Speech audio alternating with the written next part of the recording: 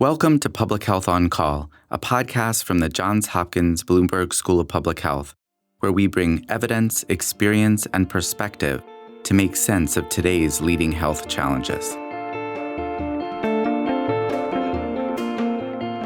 If you have questions or ideas for us, please send an email to publichealthquestion@jhu.edu. That's publichealthquestion@jhu.edu for future podcast episodes. This is Lindsay Smith-Rogers, producer of Public Health on Call, and today a report from East Tennessee on the front lines of the devastation from Hurricane Helene. Dr. Robert Acuff and Danny Deal are both commissioners of Carter County, which is located just east of Johnson City on the border with North Carolina. They spoke to Dr. Josh Sharfstein from the local airport, which has been converted into a staging area for relief supplies. What's it like to be responding in the middle of the worst disaster in the state's history? Let's listen. Commissioner Robert Acuff, Commissioner Danny Deal, thank you so much for joining me today in Public Health on Call from Carter County, Tennessee. Could you tell me where you are right now, Dr. Acuff? Yes, we're at the Elizabethton Municipal Airport in a community that's called Stony Creek, which is right outside of Elizabethton, Tennessee. And that the airport has become a hub for sending items out to isolated areas in Carter County. And Commissioner Deal, what is your role there with the supply chain? I'm just managing the supply chain, keeping our supplies healthy here so that we can do the drops by the Blackhawks for the people's needs. And what's going into the drops? What supplies are there behind you now? Well, there's water, of course, the basics, food. There's blankets. It's starting to get cooler here in the mountains, so people are really requesting heating items. Got it. Dr. Acuff, could you take us back to when this hurricane hit and what happened to the county and the region? Sure. We're on day number 11. So it was that many days passed on a Friday when Helene started moving in to this region. It started out with rain. We knew it was coming. And in that regard, Watauga Lake, which sits above us, began to releasing water because it was ready to overflow its banks. And there were another dam called Wilbur Dam that they had to release water. And then the Watauga River, which flows through Elizabethton, began to breach its banks. So we had lots of flooding, not only here in my district, Stony Creek, but also up into Roan Mountain, Tennessee, Hampton, Tennessee, and even Elizabethton proper, the city itself, flooded. How many people do you think were affected by this flooding, Commissioner Deal?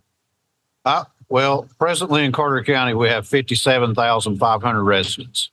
And I'd say 3/4 of that were affected by this flooding. 3/4. How many years have you lived in that region? I've lived here all my life, and I'm 60 years old. Have you ever seen an event like this that involves so much flooding?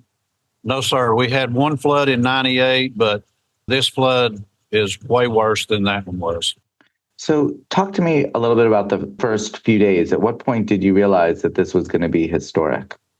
Well, the first few days, the Doe River, the main river coming through the mountainous areas and then through Elizabeth in our town, it started rising.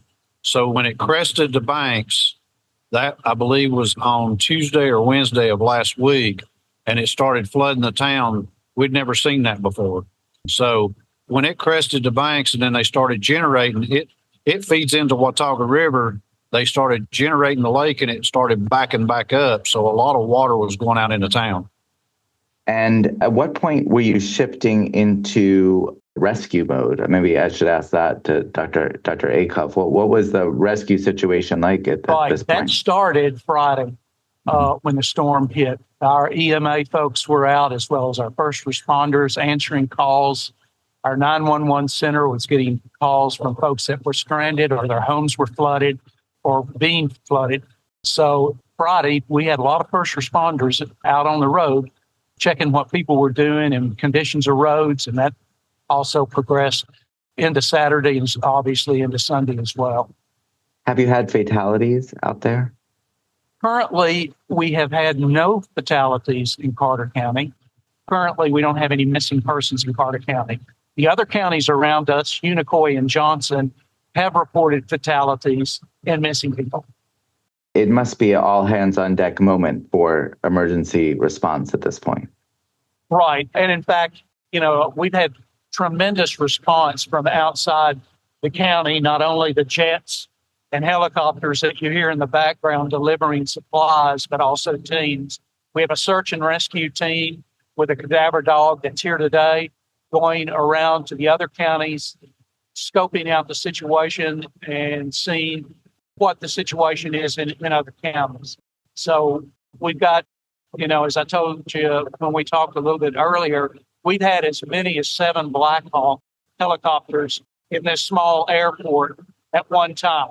So the Tennessee Airborne has been very, very responsive. Tennessee National Guard, which is across the street from the airport, have sent folks over to give us a hand to help sort, help load. So it's been a real great response to a devastating situation. That's what it sounds like. Let me ask you, you mentioned the food, water, blankets.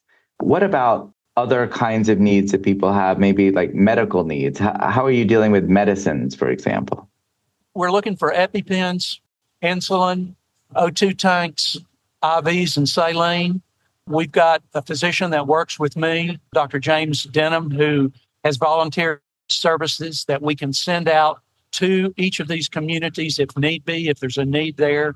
So we've had a great response from people, from other physicians stepping up to provide their services.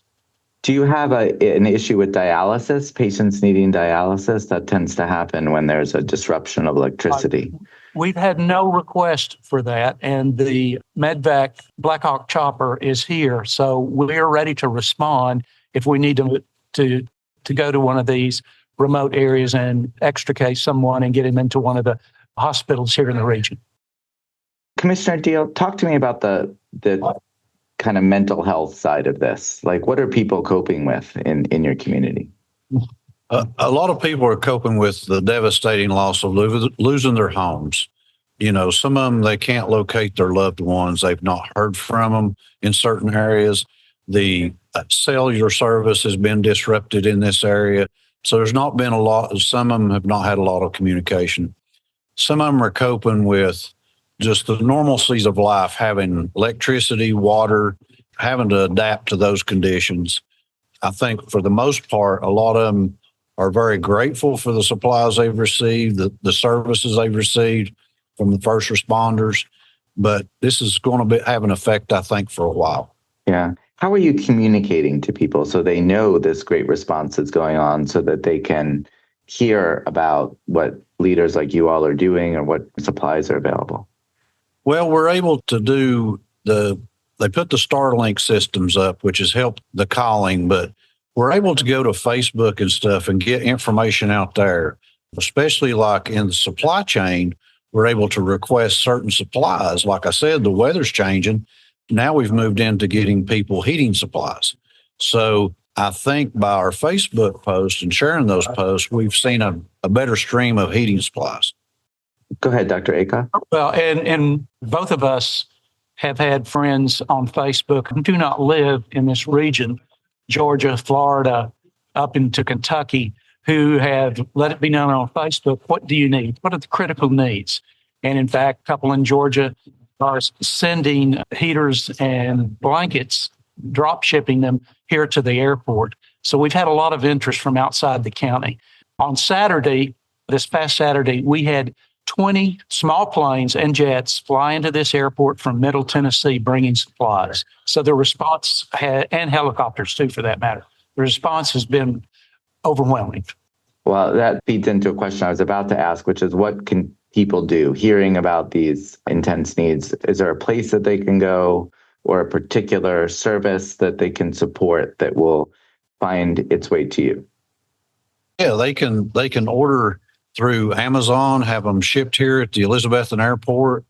They can put my name on them. They'll come back here to the hangar. All the staff here knows to bring it back to this airplane hangar. And the needs, like I said, are propane heaters, propane cylinders for those heaters, kerosene containers, pumps.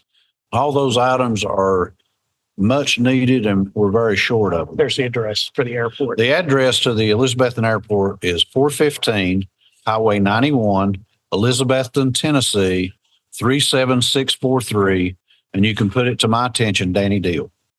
Great. We will put that in the show notes, and we'll keep this in the podcast for people to hear.